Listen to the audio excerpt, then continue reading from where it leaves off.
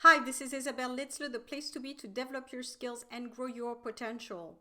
So, today I wanted to give you 5 tips or 5 resources on how to bounce back after a difficult time. I don't like to call it failure, but we'll just call it a difficult career hurdle. Maybe you changed jobs, it didn't work out, or you tried an entrepreneurship project, it didn't work out.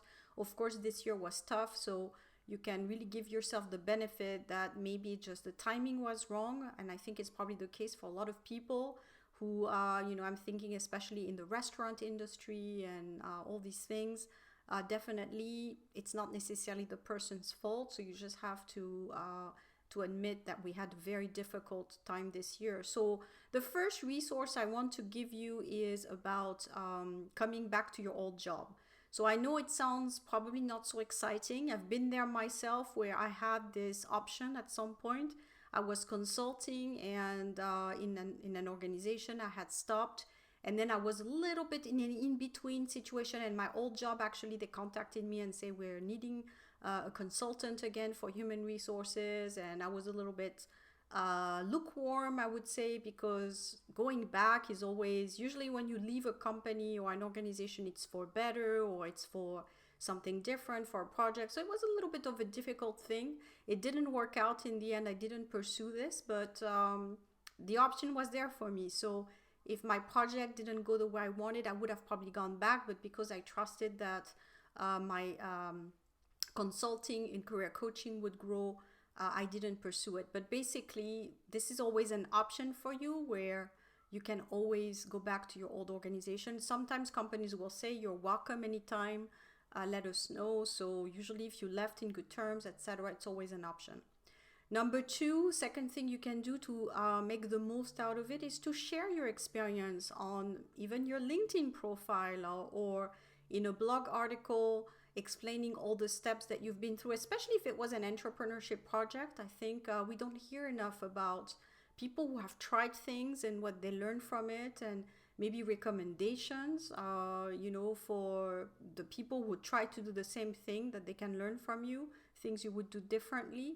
And again, it's not necessarily, I know we're in a culture where if we don't succeed in something, it's looked at as a failure, but I prefer to look at it as an experience. So sharing it in a way of, showing that you gain some skills from it, that you learned, etc., that could be very positive for your future job. So sharing your experience. Number three is think about doing a job that's actually linked to your passions, maybe a bit more.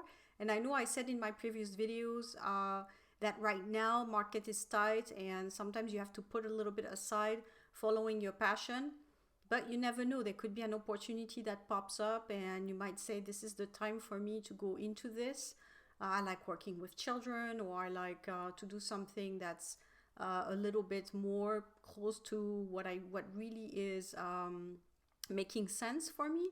So that could be a resource for you if it's possible. Again, it depends which market you're in the world and where you want to be. Again, the Swiss market, if I think about the Swiss market, it's a little bit different because it's so difficult to get in, especially if you're not in Switzerland, that you have to cater a little bit more to the demand. But if you're in a country where you're recognized and you always have been very successful, maybe you can take a little bit of a chance to try something different after failure, maybe something that's a bit more in line also with who you are. Number four is persist. If you're now going through a place where, and I know some people are going through this right now, where they're close to bankruptcy or really not doing well and everything is going the wrong way, sometimes you need to wait that little extra long. I know I heard this advice from an entrepreneur when I first started. I was listening to her. So she built a very, very big business, and she started really from home. So it was one of those, from scratch to multi-million-dollar, really. And she explained that she was really at a point where she was close to bankruptcy, and she started the business with her husband, and they had no money and they didn't know how they would make it. And then she just said, we just tried a little bit longer, like 1 month more, 2 months more, and it completely changed because they made a change in their strategy. They went from doing presentations in workshops and in person to actually being online completely. And that was a few years back when I first started before 2015. So they were really trailblazers at the time. They did everything online. So by doing everything online, they transformed their business and they were able to make money and pay their bills. But just to say that sometimes that little extra 1 month, 2 months, you meet someone, you know, that makes a huge difference. Maybe you take a course, you learn the thing that you're missing. It could really change everything. So I'm really focused there more for people maybe who have a business, but it could be the case if you're in your career right now not doing so well.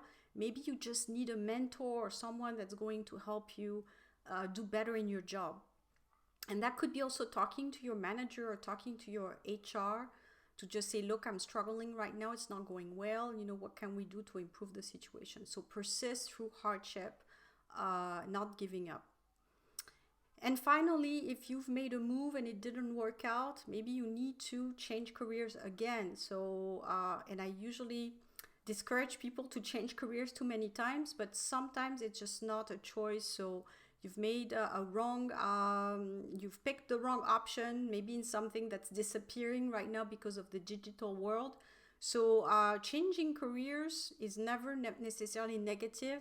What I was saying earlier, if you can transform it into an experience, something where you learned.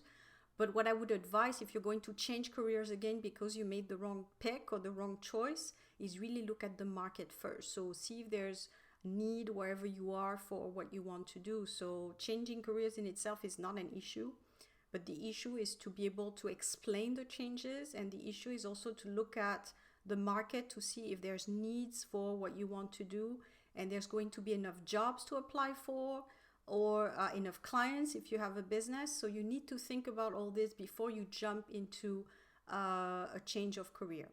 So I hope this video was helpful. As usual, feel free to comment, share, and like. I talk to you soon.